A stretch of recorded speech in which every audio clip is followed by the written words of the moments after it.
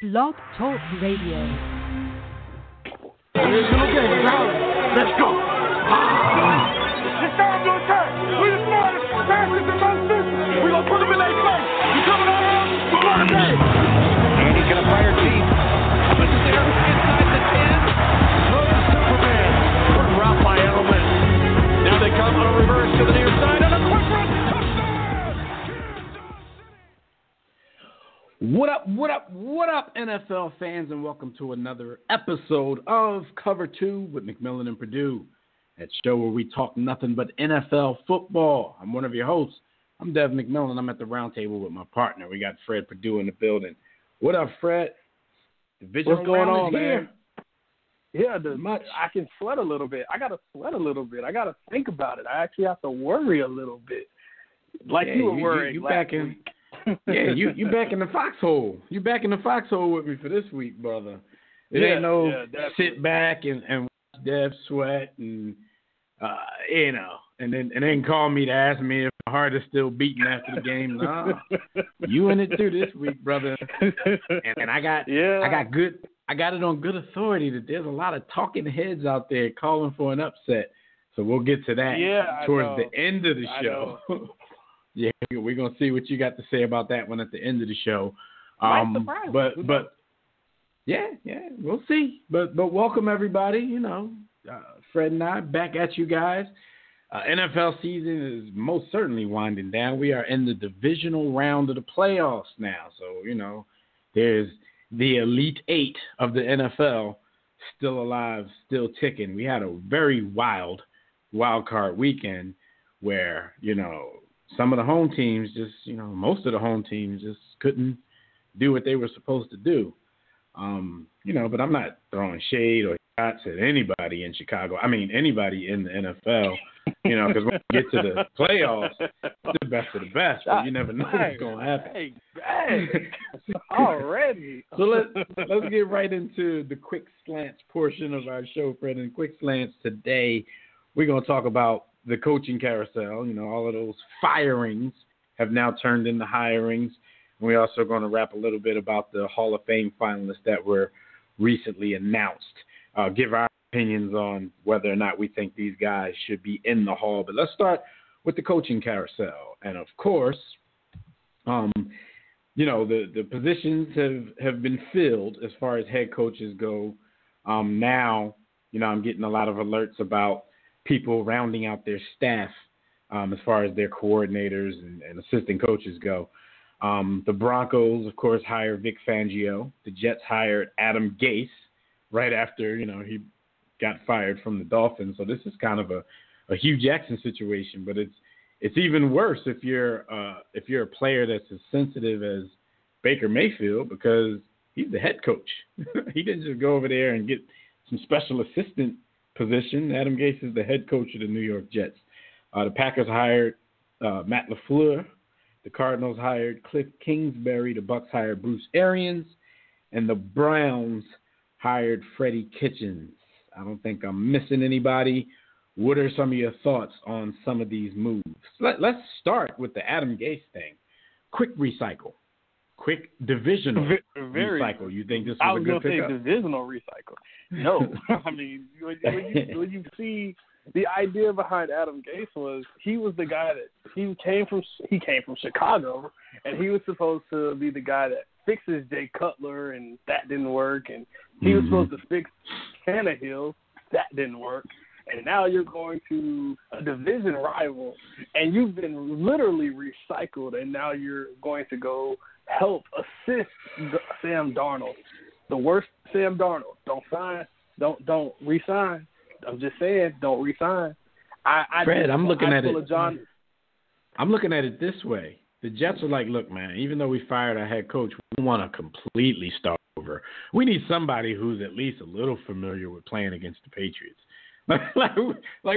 We got to get into this film room early. We need somebody a little bit familiar. So let's just go ahead and recycle from within the division. Yeah, it's a weird move to me, man. Like I really didn't understand it. Because I'm still trying to find, the evidence of Adam Gase being really successful at any point in his NFL coaching tenure. So I don't know.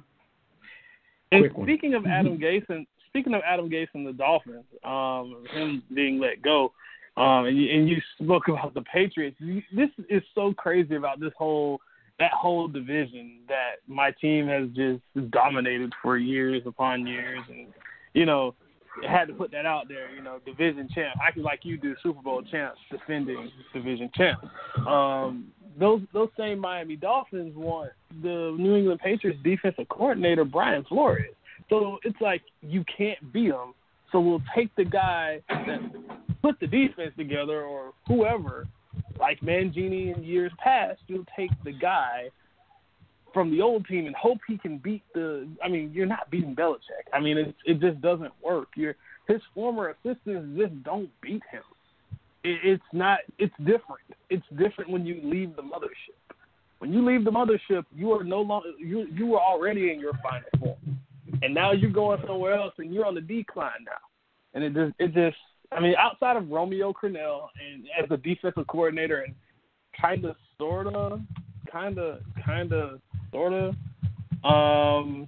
rest of that Texans staff that seems like they're they feel like they're New England, they're the New England South, but still, even then, they're still middle of the road. Yeah. What do you think was the best hire of this bunch? I kind of like the Bruce Arians hire for some reason. I love. I think the Bucs have. We've always thought the Bucs had the pieces to do something other than what they've been doing. I think Bruce Arians could be, a very good coaching prospect to put some of that stuff together. You love that one as well, you said? I love that one. Actually, and actually, I'll do it like this. I'll give you a grade for each one. Let the Cardinals, that's an F. I'm sorry. I get the idea, but I give it an F because you're going out and getting a college guy. That never works. And the college guys coming to the NFL, for whatever reason, it just doesn't work. They can't relate. They just, what they're doing in college doesn't work in the NFL. I get the idea you want a Sean McVay type guy who's going to reinvigorate the offense. But Cliff Kingsbury had, outside of developing a quarterback, and he's been able to do that with Johnny Manziel and Pat Mahomes, and he even had a little bit of Kyler Murray when he was at Texas A&M. But that wasn't his college record shows. You're not an offensive coordinator anymore, so that's why that doesn't work. So I'm giving that an F until proven you're guilty until proven innocent. Arizona. So that's an F. That's an F on top of the straight up 0 they got for firing Steve Wilkes in the first place. Yeah, exactly. The Jets hire for Adam Gase, I'll give that I'm giving that a D. It's slightly better because it's in division, so you already know what to expect because you play these guys 2 times a year. The Broncos hire, I give that a solid B because they already have the defense in place, and he's a no-nonsense kind of guy. So what you do is you say, go hire you an offensive coordinator and say, that's your side of the ball, don't bother me with it, and you go coach defense. That's how you handle that. But do you think that works? Do you think that works better than the alternative? Say if the Broncos hired an offensive guy, since you already have a pretty good defense, at least pretty good personnel, you go out and you hire a good defensive coordinator to run that side of the ball, and you worry about what the perceived weakness on the team is, if the weaker part of the team at least being that offense. Like, do you think this is kind of like a setup for a defensive guy to come in there to do exactly what you said, hire an offensive guy, not have anything to do with the offensive side of the ball, and then lose his job in 2 years because the defense is devastating and the offense can't keep up? That's my only worry of a situation like that. When you hire a defensive coach for a team that already has a good defense. Not necessarily, because when you have an offensive guy and he wants to be the play caller, and then you have an offensive coordinator, it's like you guys are butting heads versus you go get a defensive guy where you're strong on defense and we're just going to not crash the ship. We don't have a quarterback anyway, so we'll work on getting that quarterback in place. And you go fix that. You go fix that the best way you can, and there's no expectations because he's a defensive guy. And really, this is more on John Elway than anything because he's been the guy that says, I can find a quarterback. Well, Brock Osweiler didn't work, and then Paxton Lynch didn't work either. We ain't found a quarterback since. I'm not even going to say since Peyton because Peyton was just a Band-Aid. Like, you really haven't found a quarterback the whole damn time he's been there. Since himself. Exactly. Like, he hasn't found a quarterback since Elway. Exactly. To be real. Exactly. The Packers hire Matt LaFleur. I think that's I'll give that a solid B because it had to be approved by one Aaron Rodgers who slightly declined a little. I'm just gonna be honest. If you watch the tape, I think Aaron Rodgers he took a slight decline, not a lot. It's like going from A+ to A. I mean, there's not much. We're splitting hairs. But now you have an offensive guy who works with the quarterback closely. And if you watch what he did with the Titans, watch their spacing. And in this passing-happy NFL, spacing is so important. And learning how to use your personnel. They figured out how to use Derrick Henry. It took forever.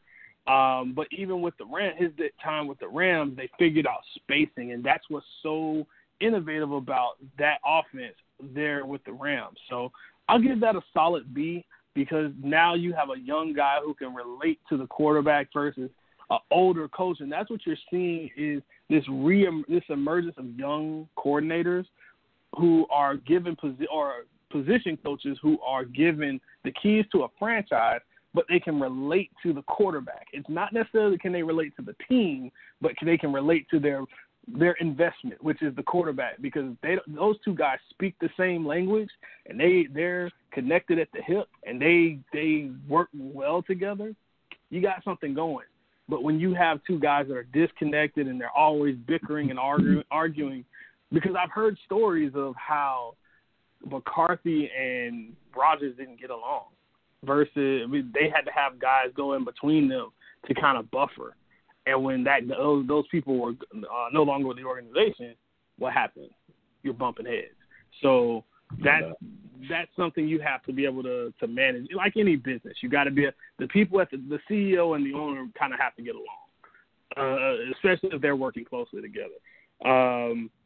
Like we said, the Bucs hire, I'll give that an A. You have all the pieces in place. And you bring Todd Bowles in. So kind of like we said with the offensive side for the Broncos, Bruce Arians says, Todd Bowles, we know you've been a head coach before. We know your special teams defense.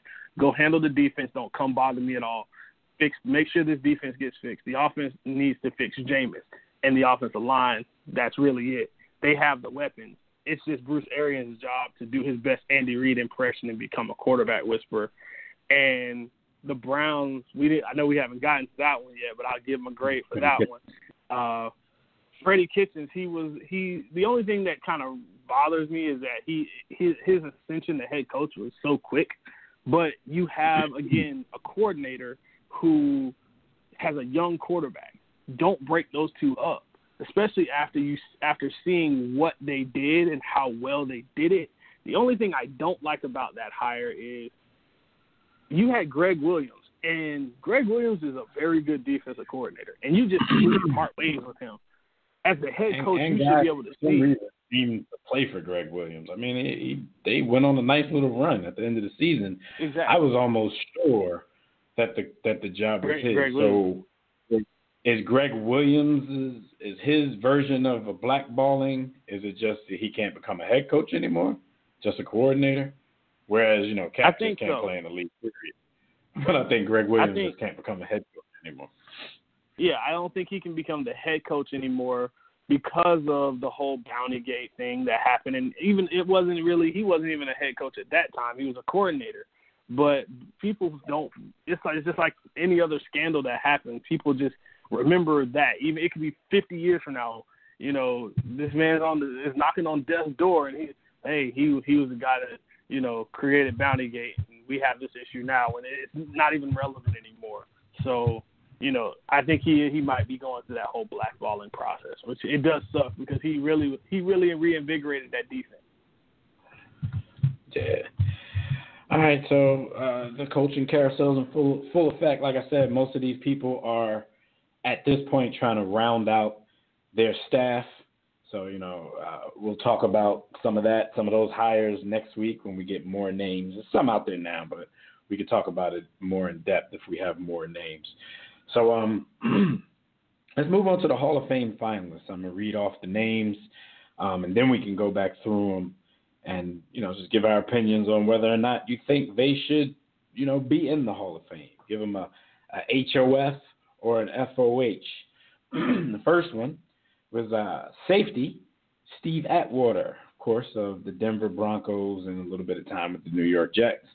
Champ Bailey, Washington professional football team, started his career in Denver.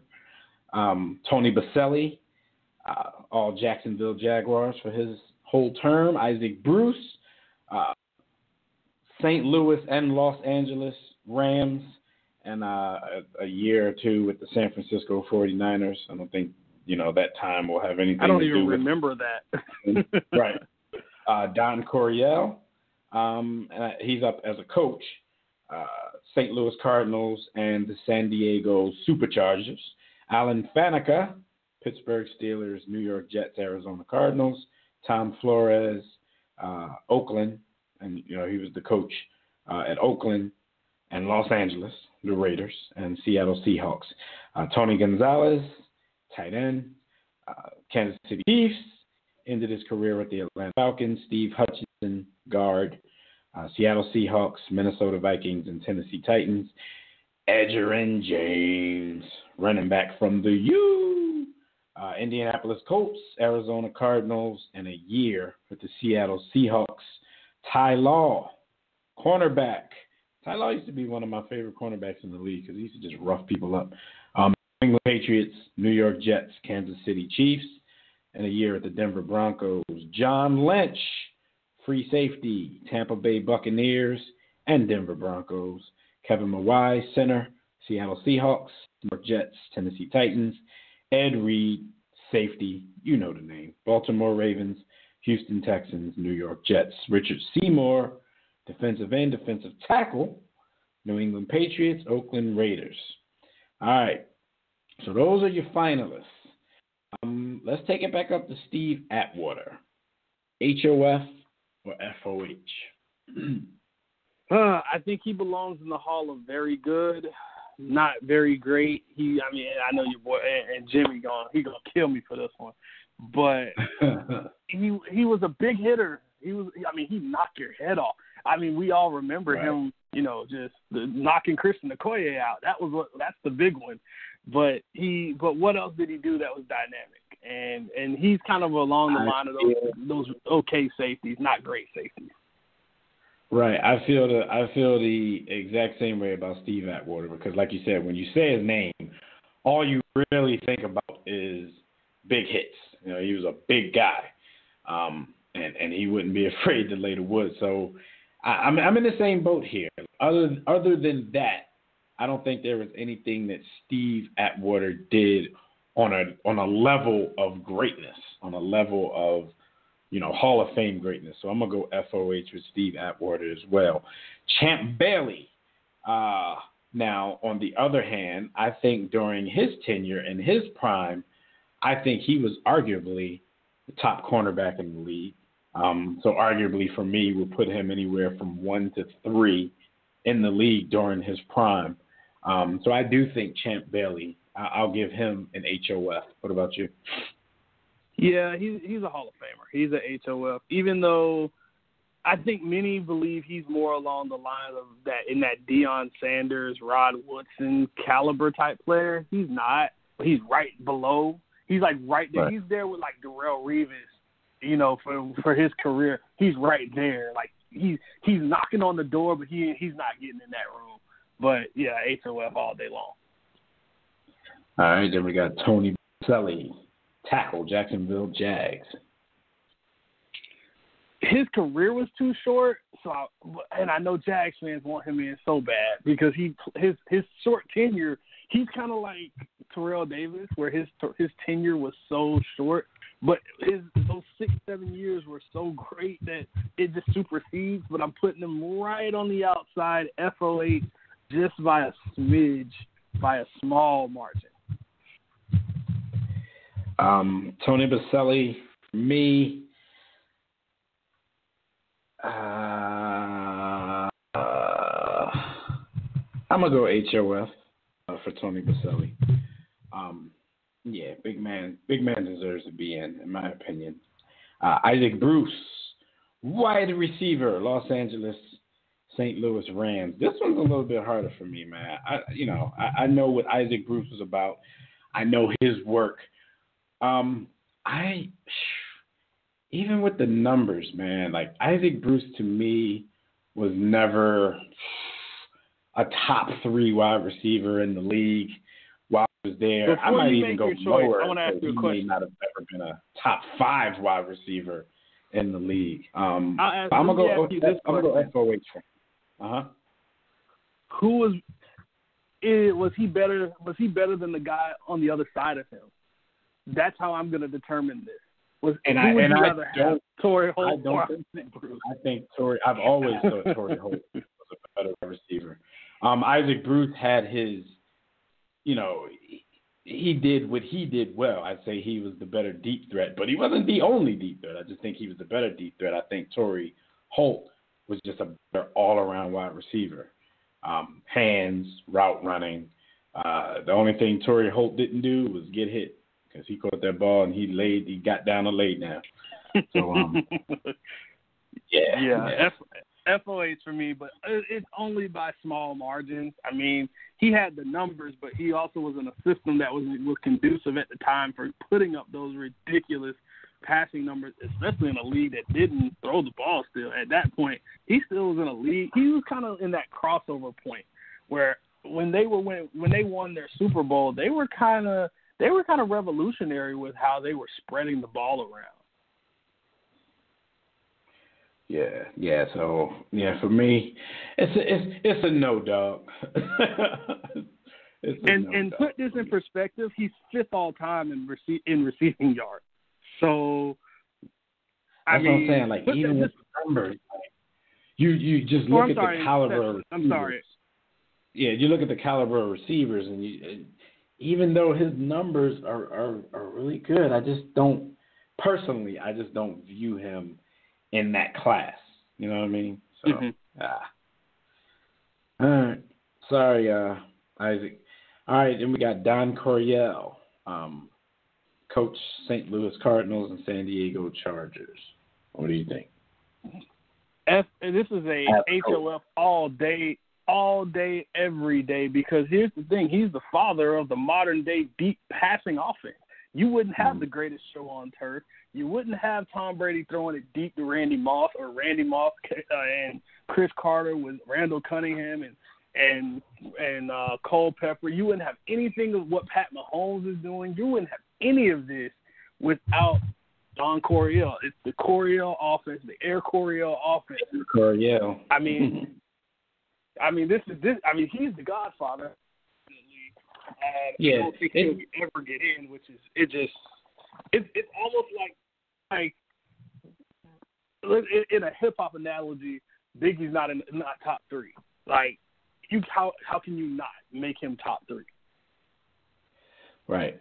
Like for me, it's always a no-brainer move for me when somebody did something that changed the game. If you impact the game that much, you kind of grandfathered something into the league, like it's a no-brainer for me. So I would go HOF as well.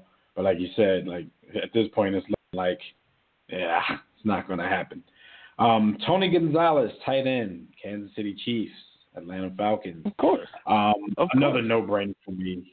Tony Gonzalez, probably until, somebody after him changes it. Until probably the best tight end I've ever seen at this, maybe not the, there's been people with more gifts. Like you look at a big dude like Gronk, but, and we'll talk talk about that when he retires. But as far as people who are retired and eligible to be in the Hall of Fame right now, I have Tony Gonzalez as basically the best tight end I've ever seen. So that is another no-brainer for me, HOF. HOF, not even a question. I mean, he's 6th all-time in receiving yardage for a tight end. And that's only because Larry Fitzgerald is still playing and he bumped those guys down. So, yeah, he's what tight ends are now. He's helped change the game when it came to playing tight end. Couldn't block a soul, but at the same time, he was such a mismatch. You know, there is no Antonio Gates. There is no Gronk, Jimmy Graham, whoever you want to name, currently playing or not. You know, it's him, Gronk, and Shannon Sharp, and we already know Shannon Sharp's already in. So, you know, just saying, he's one. Right now, he's the GOAT. I'll give it to him. He's the GOAT right now. All right. So next up is Steve Hutchinson, guard, Seattle Seahawks, Minnesota Vikings, Tennessee Titans. Steve Hutchinson was one of the better guards in the league for most of his career. You know, 7-time Pro Bowl selection, even going back to his college days. He was a unanimous All-American, first-round pick in the NFL draft. I'm going to go HOF for Steve Hutchinson. Big guy, 6'5", 313 pounds. Got to give him an HOF. I mean, and we'll talk about another guy that played the same position, but I think he's a slight hair better than Alan Faneca, and just a premier guard. He's everything you wanted in a guard. And I think many people, they kind of give him flack for his latter years, but his days in Minnesota, dominant, very dominant. Same thing with Seattle. Okay. Next up, and this is one of your guys from that vaunted Edgerrin James. Speaking of the U, I did a tour there one day. Just, you know, they showed me the world famous weight room, and you're walking up through there. I saw that they had like an Edgerrin James meeting room. This was back in maybe like 2000. I don't know if is it still there, because you know they got a lot of people come through there. But yeah, this was back in like 2007, maybe 2006, 2007. Edgerrin James, what's your thoughts on his Hall of Fame prospects? I think I got to give him a HOF. It's good. I don't think right now. I wouldn't do it right now with this class of guys. Probably he won't make it in now, but at some point he'll get in. He's one of those guys where, you know, it seems like, and I think he'll get dinged for the fact that he played with Peyton Manning for at least half of his career. But he's one of those guys. He's a dynamic runner, but he can catch out the backfield. And we hadn't really seen up until that point, how many guys did you know could just they could really change the game doing both things? They were two. I like to call a dual threat running back. You know, he's just as dangerous. And now, I look at what would he have done nowadays with the way that we split running backs out and do so many different things with them. Now, back then it was just run into a wall and hope you get open. I mean, now, you know, they split guys out, they move them around so much. Edgerrin was special until the latter years, the Cardinal years, the Seattle year. That was kind of, but you know those years with Peyton, and I think that's what he's going to get judged on the most. So yeah, HOF. See, and for me, this one is borderline. I was a big Edgerrin James fan, you know, when he was in the league. But you know, like if you look at the all-time rushing list, he's 13th on that list. With about 12,246 yards, 4 yards per carry. And he's surrounded by straight-up greatness. You know, the people before him, greatness. Even people who are after him is greatness. But it's one of those things where it's like, I don't know if I look at Edgerrin James in the same light that I look at some of these other superstars. And I might be diminishing some of his accomplishments a little bit because he spent a lot of time with Peyton Manning and, of course, wasn't around for the Peyton Manning championship year in Indianapolis. I'm so on the fence with this one.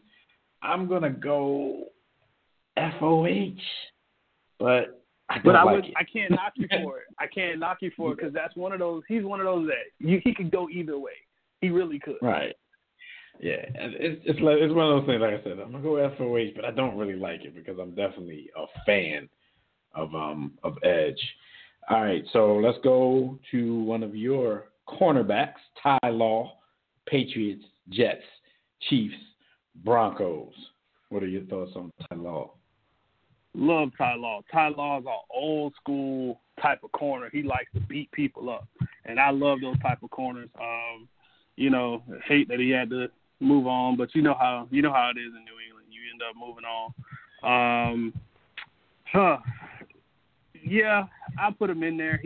I'm not calling him Deion Sanders or anything. I'm not calling him, Mel Blount or anything like that. But he was very, very good for a very long time. 53 interceptions, that'll get you in. Yeah, and Ty Law, like you said, he was one of the cornerbacks who took advantage of the league at a time where it was okay to be physical. You know what I'm saying? Like, we've heard the complaints from the Colts of what Ty Law did to the likes of Marvin Harrison and Reggie Wayne when the Colts thought they were locks and shoe-ins to go to the Super Bowl and the Patriots dynasty was just starting. Even my guys on the Eagles, he roughed us up a little bit when we faced him. He was always one of my favorite cornerbacks in the league because I just like that style of play.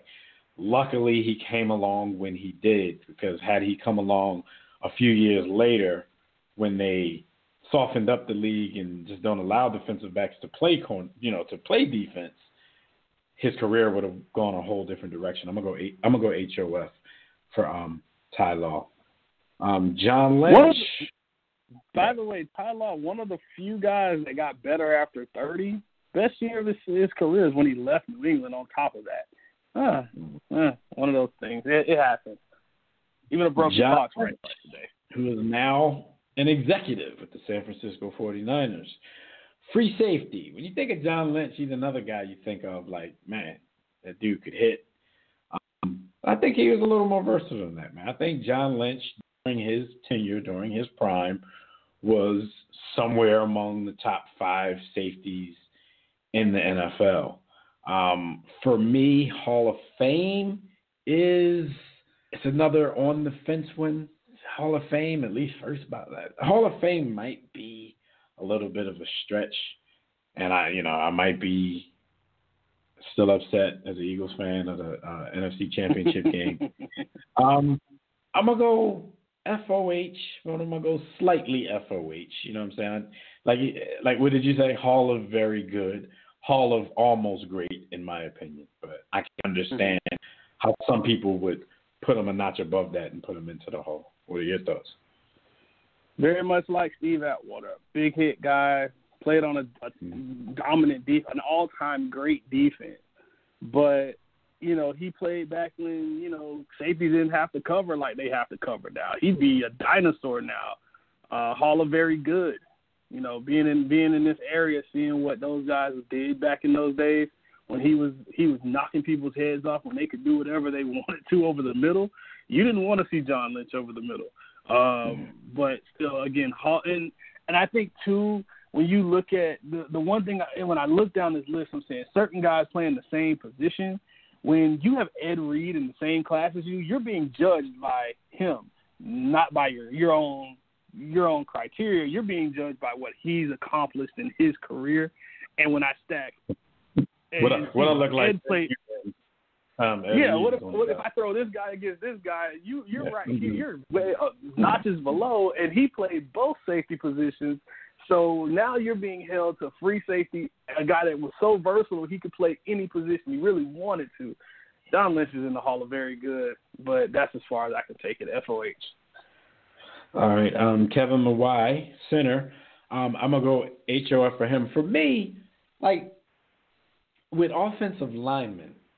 It's a lot for you to even become a finalist. For me, most of the time, if you were good enough on the offensive line to become a finalist, pretty much 9 times out of 10, I think you're good enough to get into the Hall of Fame at that position. So Kevin Mawai is a certainly for me. He's a HOF. FOH for me, and only because there was a certain guy that played with a certain Hall of Famer that just got in named Brian Urlacher. Olin Kruentz, who will be probably getting in sooner than later, was a bit better than him. And if Olin Kruentz isn't in, you can't get in either. So FOH. It's your turn. Like, wait your turn, Kevin Mawai. All right, we just talked about this guy during somebody else's segment.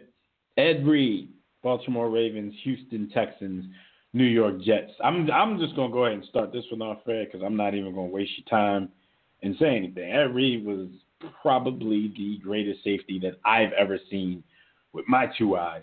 So there's really nothing for me to say here. You can take it away. This is a HOF every single day of the week, including Sunday. Okay? This man played 2 different safety positions. Yep. And what makes me laugh, and with his time at Miami, him and Sean Taylor played on the same team. Sean Taylor was a freshman, but still, nonetheless, him and Sean Taylor played on the same team. And Ed Reed, I think when I think of Ed Reed, the thing that he could turn, he was not only your best safety, he could play a little corner, but he turned a interception into an instant punt return. Not many safeties can do that nowadays. When they compare people to you while you're playing, that's when you know you're already a Hall of Famer. They've been comparing Earl Thomas for his whole career to Ed Reed. They compared Malik Hooker when he came out of Ohio State to Ed Reed. Ed Reed was still in the league when these things happened. And to me, when I hear all-time great safeties, I'm thinking Ed Reed, Troy Polamalu, those are my gold standards. Maybe Ken Houston played back in the day, the Jack Tatums of the world. Those guys are, and I throw Sean Taylor in there because he's my favorite. All-time favorite NFL player beyond Tom Brady. I will tell you that now. But for me, when you hear comparisons of you like that, that's when you know he's already all-time great. And I mean, the man did everything you could do, to earn it. He earned it. Okay, and last but not least, Richard Seymour, defensive end, defensive tackle, Patriots, Raiders. Now with Seymour, like my thoughts, like the positive things that I can say about him is the fact of his versatility, the fact that he could play interior lineman, then step it out to defensive end and edge rush the quarterback in a 3-4 defense. Right, as a rusher, pretty much. So you still aren't on the very edge because you got the 4 linebackers back there, but I don't know, man. This one is a little difficult for me. 57.5 sacks. I admit, though, like you can't just judge Richard Seymour's career just on sacks because he did so much more on the inside, on the interior of that defense. And like you said, he was playing in the 3-4 set, and he wasn't playing like the Lawrence Taylor role in the 3-4 set. This is going to be another FOH for me, but I definitely respect, the stretch of dominance he did have in the league. Hall of very, very good, but I'm going to go FOH on the Hall. Richard Seymour was the best player, and all respect to Willie McGinnis on defense, much respect to the Ty Laws and guys like that, but he was the best player on that Patriots defense. And before he got traded to the Raiders, which was a good move because it was time.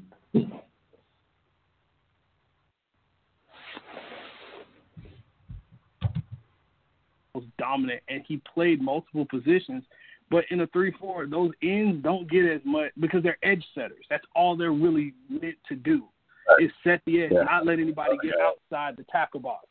Don't let that running back get outside of you. And he disrupted so many plays. He was so dominant that I have to put him in there because he was such a dual threat type of player that he could kick inside on rundowns, but then on passing down, he could step outside to that end spot in that 3-4 where he's doing a lot of the dirty work. Where, we talk about defensive line, the fat boys make all of this, make everything go. He's part of that because he's literally the linchpin in that defense. If he doesn't do his job, everything else goes out of whack in that front seven.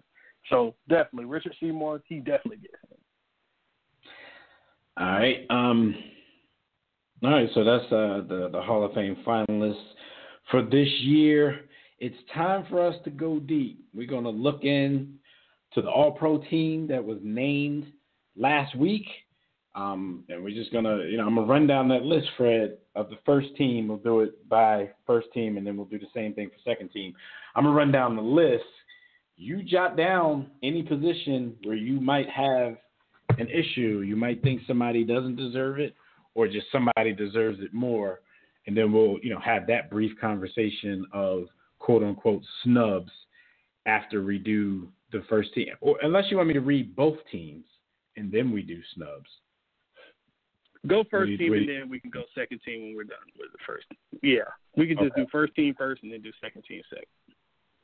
All right, so first team offense, we got quarterback Patrick Mahomes, Kansas City Chiefs, running back Todd Gurley, Los Angeles Rams, flex, we doing fantasy positions now in the All-Pro team, Tyreek Hill, Kansas City Chiefs, tight end Travis Kelce, Kansas City Chiefs, wide receivers Michael Thomas, New Orleans Saints, DeAndre Hopkins, Houston Texans, left tackle David Bakhtiari, Green Bay Packers, right tackle Mitchell Schwartz, Kansas City Chiefs, left guard Quentin Nelson, Indianapolis Colts, right guard Zach Martin, Dallas Cowboys, center Jason Kelce, Philadelphia Eagles.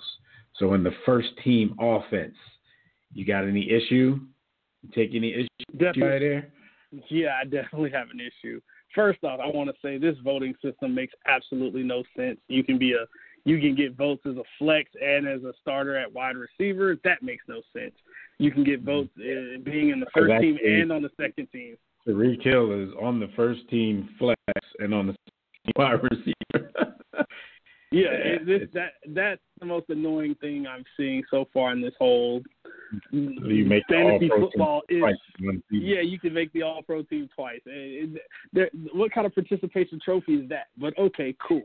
That's the first flag. You know why? Because the All-Pro team is what I kind of look to for a real honor, because we know what a flim-flam and a sham the Pro Bowl voting is.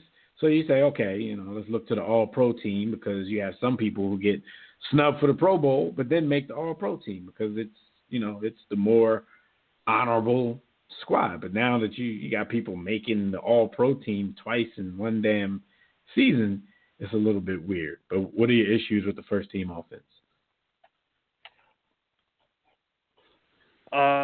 Todd Gurley should not be as good of a season as he's had. He tailed off at the end.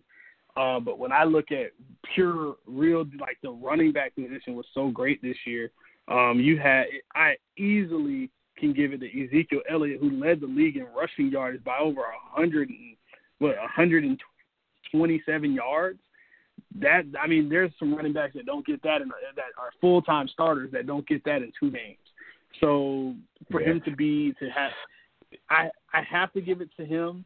But there's another guy that's nipping right at his heels, and that's Saquon Barkley, because he was number 2, but he also gives you another dynamic because he can run the football, he can catch the football, and he's so dynamic. We're looking at a superstar in the making. So yeah, that's my only qualm with this is the running back position, because quite honestly, that was a joke.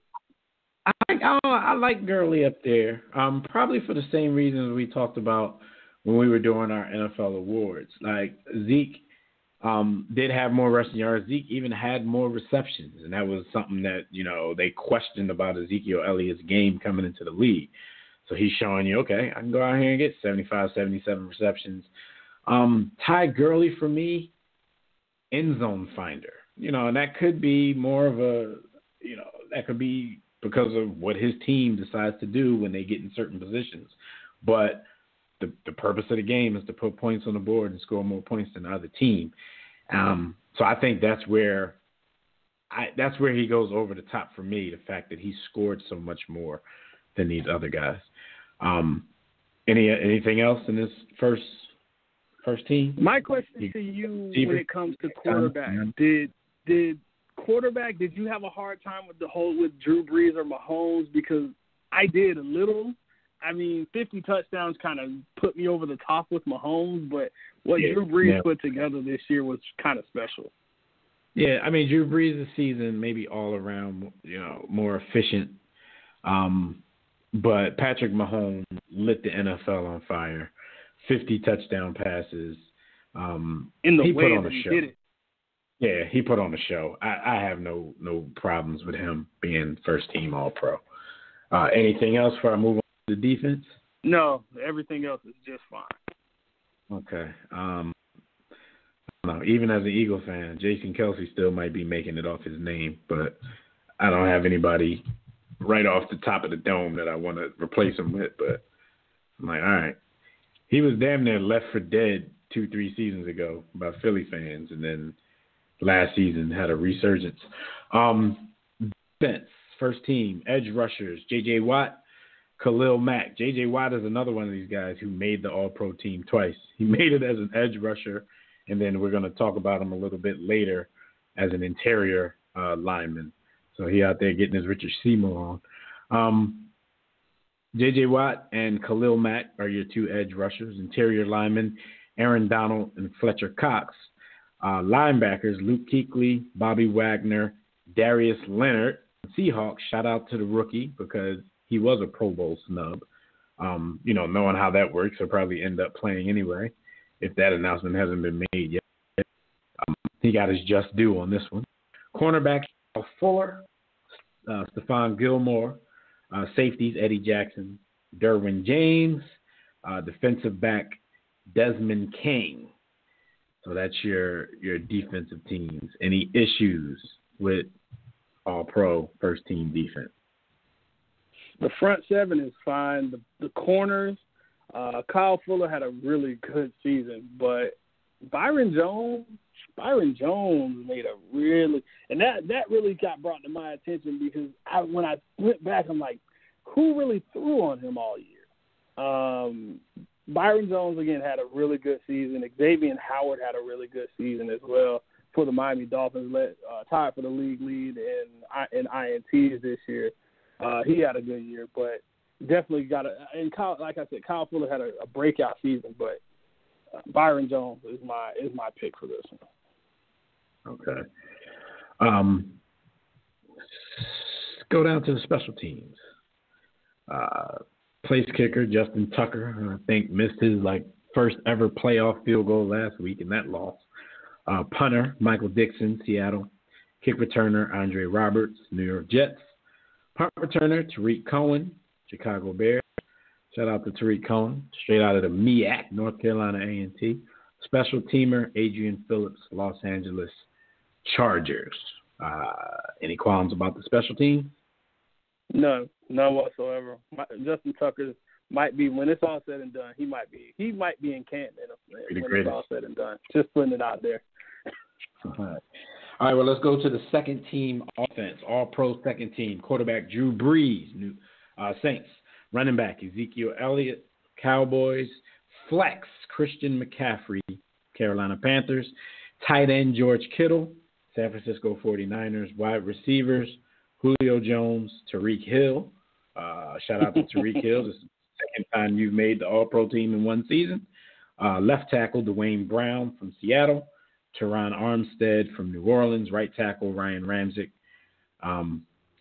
from New Orleans. Left guard Joel Bitonio from Cleveland. Right guard Marshall Yanda, Baltimore Ravens. And center Marquise Pouncey of the Pittsburgh Steelers. So I'm going to go first on this one, Fred. And this is not me being a homer, but it's kind of,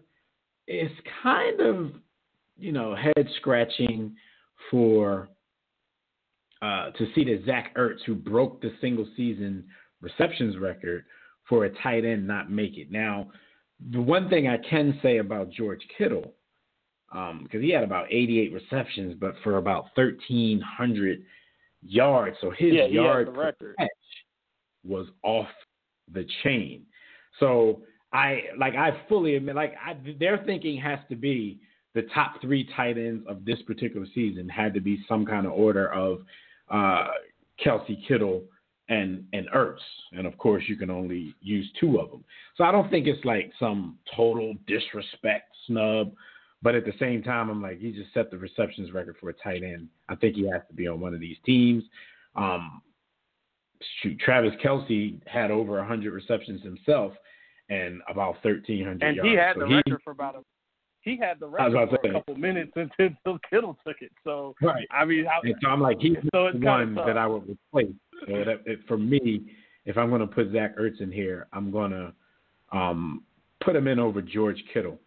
And that's no shot, no shade to George Kittle, because he proved this season that he is a beast and he is a force to be working with in the future. Like I said about the running back, I think Zeke, getting second team honors, I think that's cool. Christian McCaffrey, I think he's deserving as well. Anything you see that you think should be changed? Tyreek Hill, why are you here? You have no business being here whatsoever. You have no I can give you 2 receivers on the same team that had a better year than you. One's named Antonio Brown, the other one's named Juju Smith-Schuster. So we can stop there. So you can insert one of those 2 in that spot. You can put both however you want to. Julio Jones had another 1,400-yard season. I don't expect touchdowns from him anymore because he's getting triple teamed. He's the guy to move you between the 20s. He's just so dynamic. He gets triple teamed nowadays. It's just he's the offensive version of J.J. Watt when he was just destroying the league, where he was getting triple teamed. That's Julio Jones. So I don't have an issue with him. Teron Armstead was a much better tackle than Dwayne Brown, even though that Seattle line looks so much better than it did last year. And shout out to my guy Marquise Pouncey. Just a stalwart. I thought for a while his career, he might be going on the downturn of his career, but a bit of a resurgence. And Marshall Yanda still chugging along. He's like 34 now. I mean, he's another guy that might end up in Canton. Why did left tackle get 2? It was a tie in the voting or something? I'm still trying to figure that out. Maybe a swing lineman, that 6th offensive lineman. That's the only thing I can think of. I'm not sure why they gave them 2. Yeah, that's weird. All right, so let's go down to, and I agree with you about Tyreek Hill. First of all, you're already on the All-Pro team. Like, I don't even understand the point of voters putting somebody on the damn team twice. But defense, second team. Edge rushers, Von Miller, Broncos, Cameron Jordan, Saints, Myles Garrett, Browns, Danielle Hunter, Minnesota Vikings. Interior linemen, Chris Jones, Kansas City Chiefs, J.J. Watt, Houston Texans. Welcome to the team twice. Linebackers, Von Miller. Welcome to the second team twice. Denver Broncos, C.J. Mosley, Baltimore Ravens, Leighton Vander Esch, Dallas Cowboys. Cornerbacks, Byron Jones, who you said you think should be on the first team. I believe that's what you said. Dallas Cowboys. Xavier Howard, Miami Dolphins. Safety, Jamal Adams, New York Jets. Harrison Smith, overrated. Minnesota Vikings. Whoa, let me throw the 15-yard flag on you right now. We have to talk about this. It's not serious. I'm throwing last year's NFC Championship game shade on him because we busted that. But now he's tough. Defensive back, Derwin James, Los Angeles Chargers. Derwin James, rookie. Welcome to the team twice. Okay, give me your thoughts before we go to the special team. But no, Harrison Smith is tough. I'm just around. I don't have a problem with the edge rushers. Those guys are great. Chris Jones, great interior lineman. J.J. Watt, I really don't have anybody you can put over him per se. Von Miller, why are you at linebacker? You're an edge rusher. You have no business there. They don't put you. You're not You're not doing that. I could easily put Jalen Smith from the Dallas Cowboys. I hate saying that at all, but yeah, he had a pretty good year. When I think of linebacker, I think interior linebackers. And when I think of interior linebackers, you think of the Kuechly's, the Mosleys, those guys. Leighton Vander Esch had a good year, but not good enough to become an all-pro. Really, C.J. Mosley's the only one that deserves this. This should be a one-man position. The depth at middle linebacker across the league is kind of thin. It's really, really thin. The top guys are there, and because it's a position that is really. And when we talk middle backers, I'm only talking about the thumpers in the league. There's not that many athletic guys that just play deep middle a lot anymore. Those guys, there's not a lot of depth. So C.J. Mosley is the only one I'm cool with there. Leighton Vander Esch took care of Sean Lee, maybe in a couple years, but not yet. Not yet. All right, so you said you would have had Byron Jones in the first team. So who would you move down to the second team? Or would you just have a totally different personnel on the second team?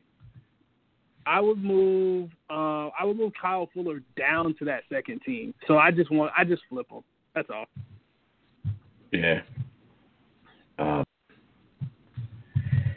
right, so let's go with the special teams. And Harrison here. Smith should be, as far as safeties are concerned, Harrison Smith should be on that first team. I totally missed that. I get and that's no disrespect. It's just too hard to move him. He gets the second team only because the two guys ahead of him just had such a ridiculous year that that's just the way it is. It literally is just the way it is. Sorry, Harrison. Special teams place kicker Aldrich Rosas, New York Giants. Punter Johnny Hecker, Los Angeles Rams. Kick returner Cordell Patterson, your New England Patriots. Punt returner Desmond King, Los Angeles Chargers. Special teamer Corey Littleton, Los Angeles Rams. Because Los Angeles had special teams, team 2, locked up almost. I mean, 2 different teams, but Los Angeles all together. Any qualms here about the special teams? I'll be the first to admit I don't pay attention to be able to say, somebody else deserves it. Whatever. As a homer, I'm just so used to seeing that special teamer position become the Matthew Slater position, but we can give it up for a little bit. So yeah, no issues. By the way, Desmond King is turning into a very nifty, really, really just versatile player. I liked him coming out of Iowa. I didn't know if his speed would be all that great, but he's found his space in the league, and I think he's turning out to be a really, really good player. Yeah. All right, well, the divisional round is here, and you guys know before we get out of here, we always have to do our pick'em for the week. Our pick'em is usually a pick 6, but there's only 4 games in town. 4 games going on this weekend, and we're going to start out in Arrowhead Saturday, 4:35 p.m. Eastern Time. We got another playoff matchup between the Indianapolis Colts, who finished the season at 11-6. And the Kansas City Chiefs, who finished the season at 12-4. Who you got? We saw this matchup a few years ago when Alex Smith was at the helm of this Kansas City team. And Andy Reid, he always bothers me in situations like this, especially when you have home field advantage. You have the star quarterback. You have everything lined up for you to win this one. And something inside me wants to take these Colts to cover this 6.5 point spread.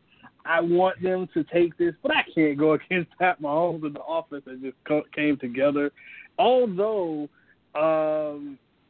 this Colts team is hot. They're really hot. But for me, when I look at this team and where they're playing, the wind is going to be a huge factor because we know how Arrowhead is. It swirls, and the quarterback, they lose. Every time they throw a football, it just gets away from them.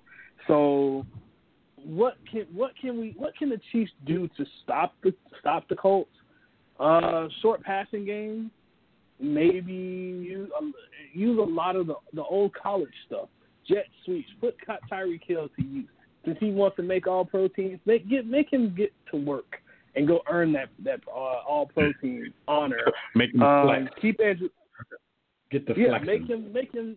Yeah, get to flexing. So here's the thing. Andrew Luck is hot right now. You don't want to go and get into a shootout, especially with the defense that you have in the back end. I actually think the Chiefs have a better pass rush than people give them credit for. Chris Jones had a sack in almost every game this year. Also, D Ford, really good pass rusher. Justin Houston isn't the guy he used to be, but still serviceable. Eric Berry was questionable going into about midweek, so we'll keep an eye on him. But I think the Chiefs are going to win this one by the slightest of margins.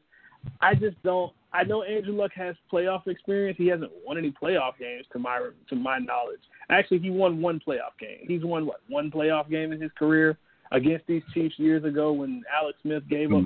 That team gave up a 20-something point lead, and they just Andy Reid just literally pulled a Andy Reid moment. So let's see if Andy Reid can get over these 2013.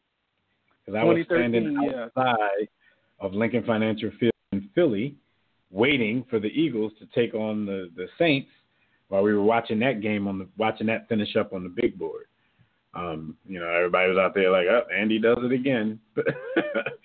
Get a lead and take the foot off the gas. We had years of that in Philadelphia, so we understood it. This team won't take their foot off the gas. The only question I have about this Chiefs team, going up against this Colts defense, that cover two that the Colts have been running with Frank Reich is really getting to teams because they're not just playing vanilla cover two. They're blitzing behind it with corners. They're getting pressure up front. So if the Chiefs get a little bit of pressure in Pat Mahomes' face and they can't protect him, and he becomes a bit erratic, and we know how the ball is going to be thrown into a lot of wind, and it gets away from him, maybe a pick here or there, but I'm still taking the Chiefs. They're just too hot right now. Yeah, I'm going to take the Chiefs as well. I really like what the Colts are doing right now. Defensively, the Colts are playing really well, and we know the Chiefs that could end up being a weakness for them. I also have questions about how Pat Mahomes will answer the call in this moment, like how he's going to play under these particular lights. But they've shown throughout the season to have a penchant for, making the game really long. So even if he comes out and he makes some mistakes, it just seems like it's such a long game that they'll always be able to, regain their footing and do what they have to do to win the game. And I think this will be the same type of game. This one is difficult for me because these are two of the teams that I really wouldn't mind seeing, get a Super Bowl if it's all said and done and my team's no longer in it. Like, I wouldn't mind seeing Andy get one. All the stuff he went through, being second place or third, fourth place in Philly, almost getting there and not actually getting there. And, I'm a big fan of Andrew Luck. So, yeah, too bad they got to go at each other in the divisional round. But I got the Chiefs pulling this one out. Huge factor in this. Uh-huh. Go ahead. Huge factor in this. Okay. The weather's supposed to be a little bit 32 degrees, 50% chance of rain, and winds should be about 9 to 11 knots.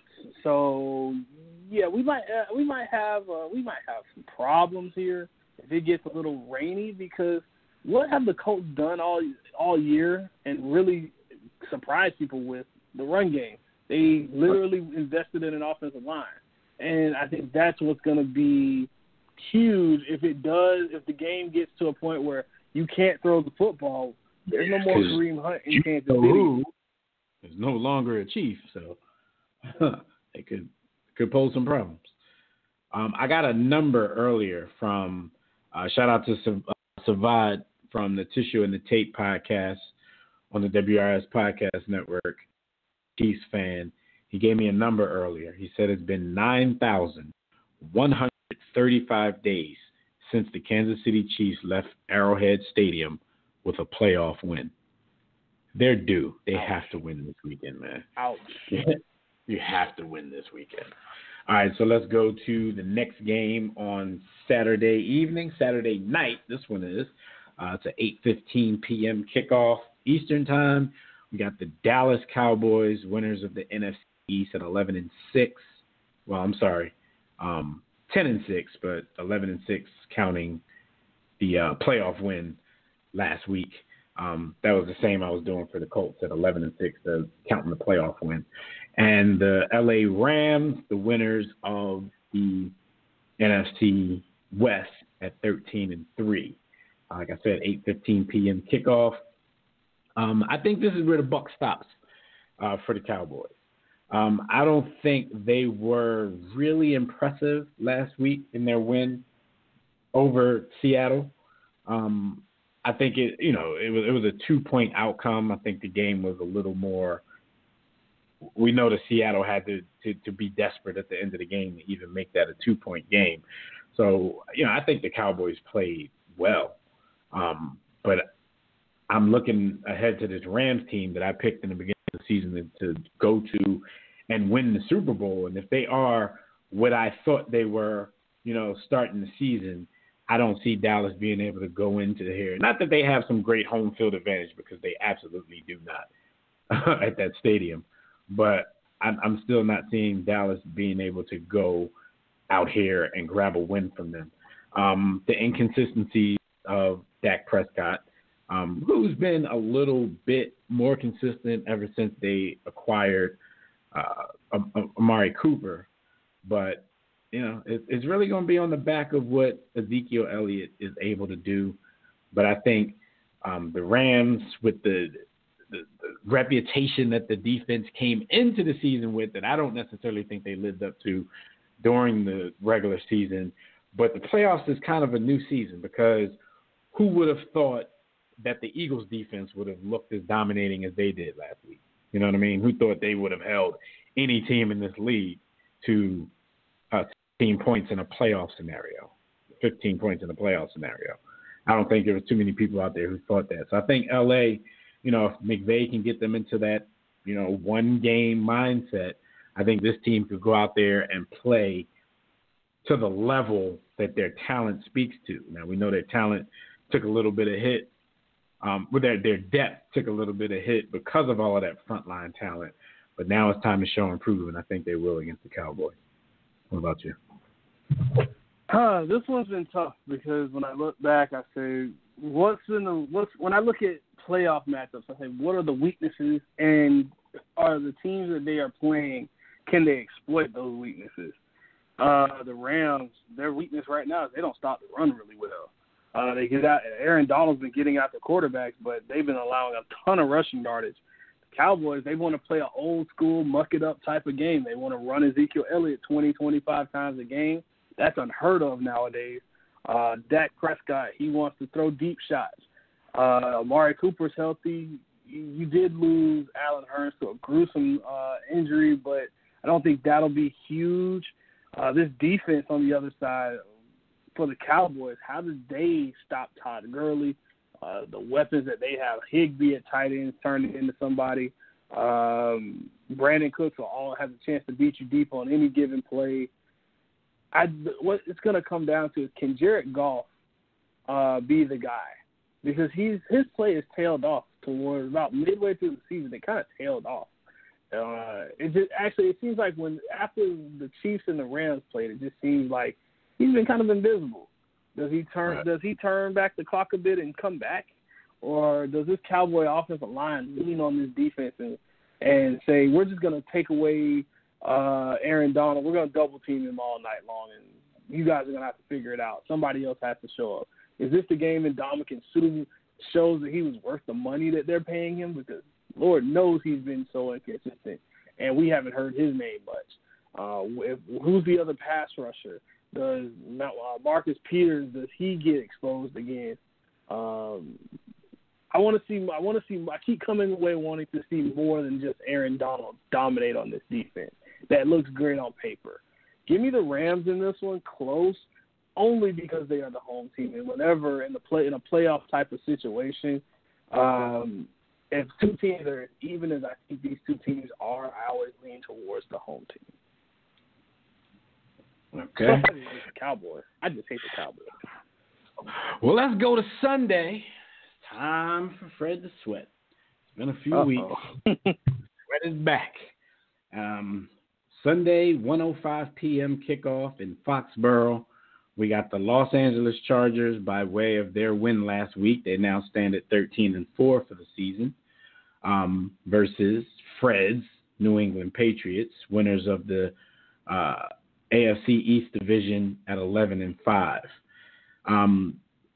For me, San Diego seems like a team. They kind of seem destined for something. I don't know if that's Super Bowl, or Super Bowl champions, but they seem destined to do something big. This could be their big, and then they can go choke the next week. Or, they can do what the Chargers usually do. And I'm not sure. I'm trying to think back. Have I called them San Diego yet? If I did, excuse me. Okay, I'm just making sure. But this could be where they do what they do. Like sometime, every time that they're expected to do something late in the season, there's something that happens either late in the regular season that takes them out of the playoffs completely, or they get into the playoffs and they just don't live up to what they're supposed to do. Something happens. And as well as this team is playing right now, I'm just one of those people, just like in college, even though they got hammer timed, I couldn't pick against Alabama. You know what I'm saying? It's one of those things where you have to show me for me to have any confidence in that. So I'm gonna go with the New England Patriots, man. I'm giving Tom Brady and the boys one last hurrah through these playoffs, because even though every time people talk about their demise, I think it's a little premature. We talked about it earlier in the season, like Father Time.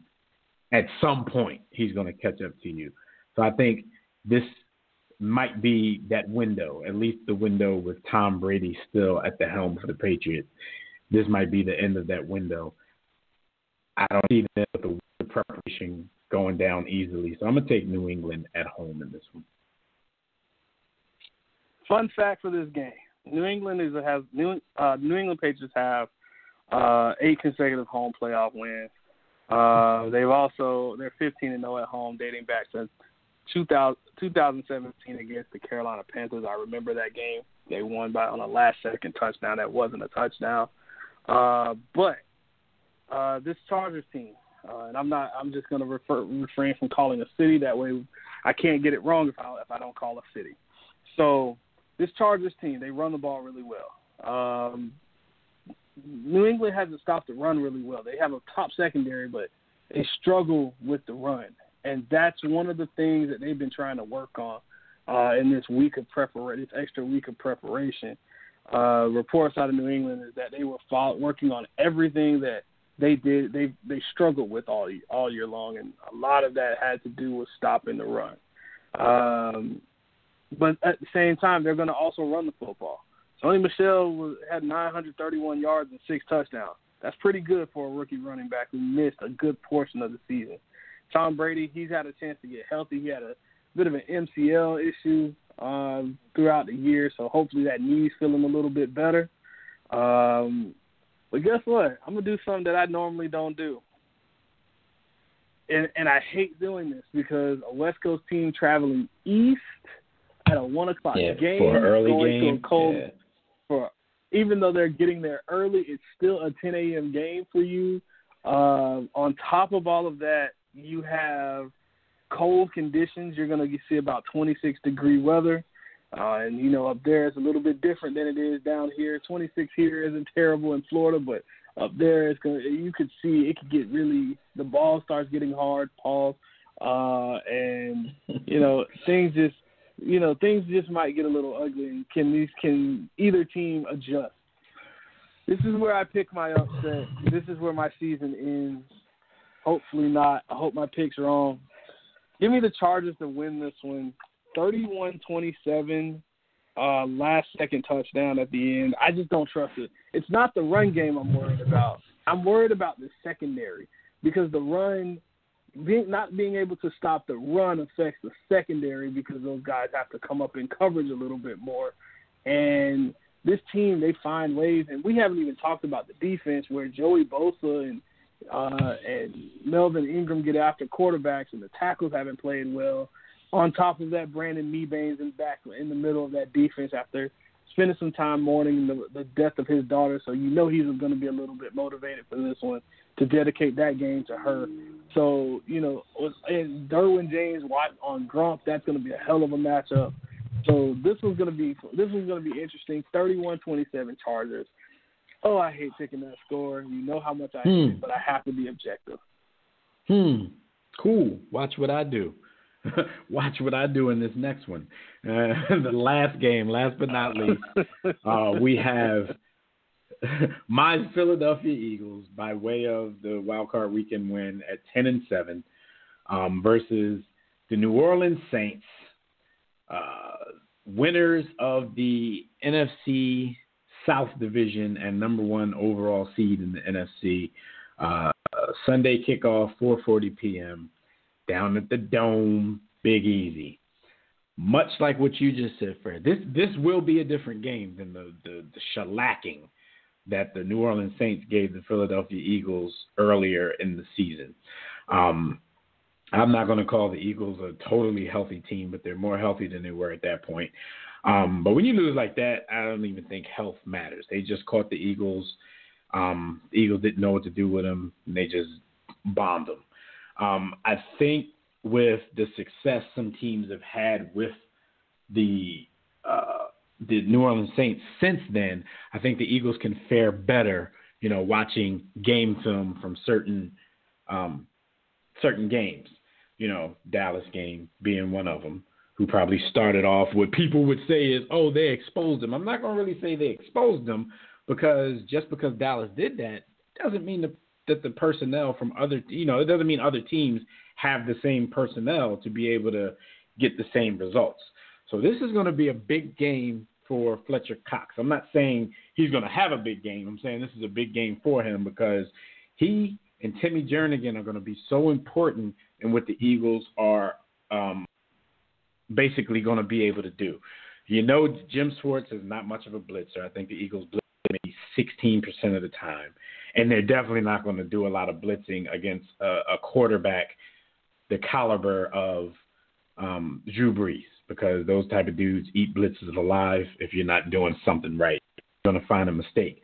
But Timmy Jernigan and Fletcher Cox, all pro first team Fletcher Cox, is going to have to go out there and show his all pro first teamness, because we all know against Drew Brees that pressure cannot come from the edge rushers, because he will step up, he will climb the pocket, and he will destroy you.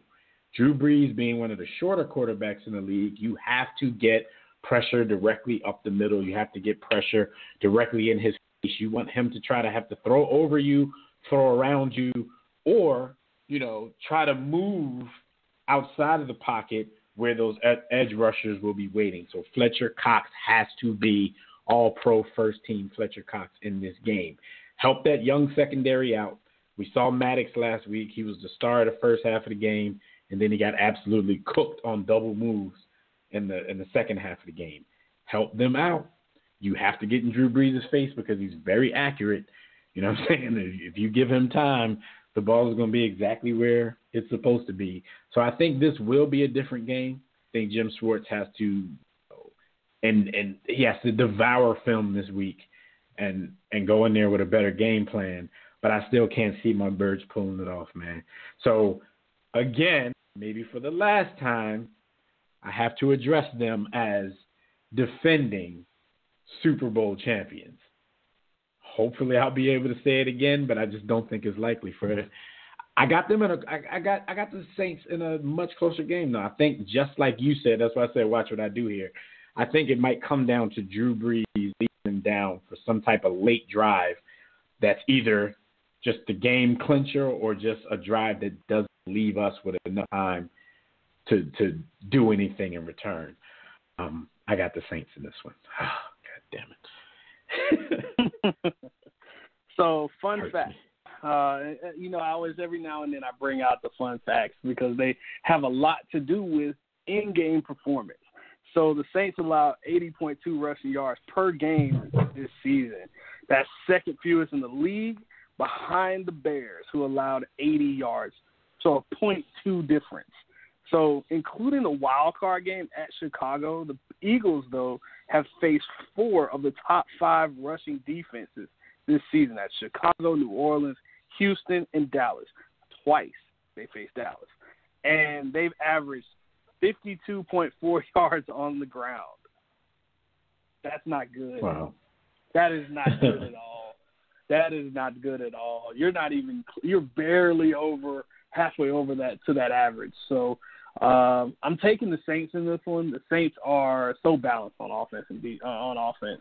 When you have the pass game, when you have Michael Thomas, Ted Ginn, you have Kirkwood at receiver, you have you have Ben Watson at receiver, Alvin Kamara at receiver. Not to mention you add in the gadget plays that you know there's a gadget play coming with Taysom Hill at some point.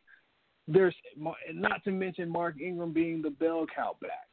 So many pieces to the puzzle, and Drew Brees doesn't get sacked a lot. Defensively, the Saints don't. The secondary is the issue, but can the Eagles really put up a ton of yards through the air without a real running game?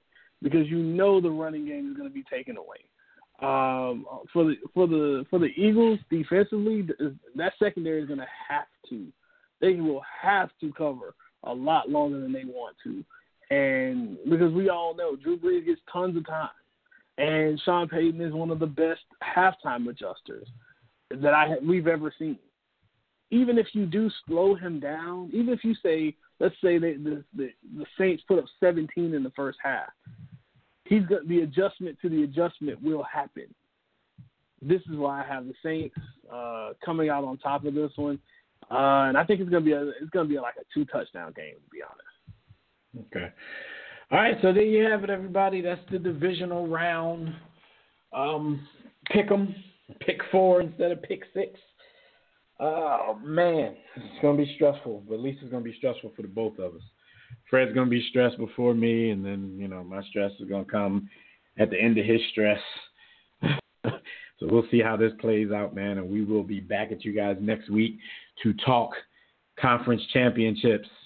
We're hoping it's going to be a happy talk. We're hoping that our teams are still going to be in the mix, but we don't know here. so bear with us. All right, so during these games this weekend, Saturday and Sunday, y'all know y'all can catch me on Twitter, DevMacBR Sports. You can catch me on the War Room Sports Game Time group. That's in the GroupMe app. You can also catch me on the War Room Sports Facebook page. Just go to Facebook, search War Room Sports if you're not already a member of that. You can catch Fred on Twitter as well. Fred, give him your Twitter handle before we get up out of here. You can catch me on Twitter, Fred Purdue CFB. Still talking a little college football, but this weekend is all dedicated to the NFL. Yes, sir. So there you have it. We will be back with you guys next week, like I just said, to talk the championship round. I'm telling you, Fred, it's not even here yet, and I'm feeling the stress already. So, I'm going to go somewhere in Woosah real quick as soon as we get off the air. But everybody, we hope you enjoy the NFL action that's coming to you this weekend. You got 2 days of what hopes to be great NFL football. So for my partner, Fred, I'm Devin McMillan. Like we always tell you guys, don't accept mediocrity. Be steadfast in the war against ignorance. We'll see you chumps on top. Peace. Going up to LaFell. Touchdown. The big screen. Sanchez over the middle. Touchdown. Play action. Cutler wide open. Sanzenbacher.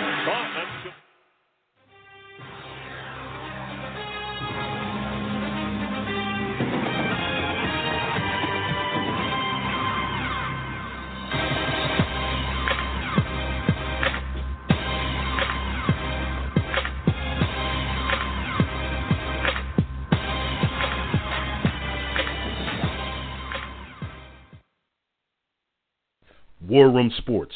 www.warroomsports.com. What? Ain't no more to it.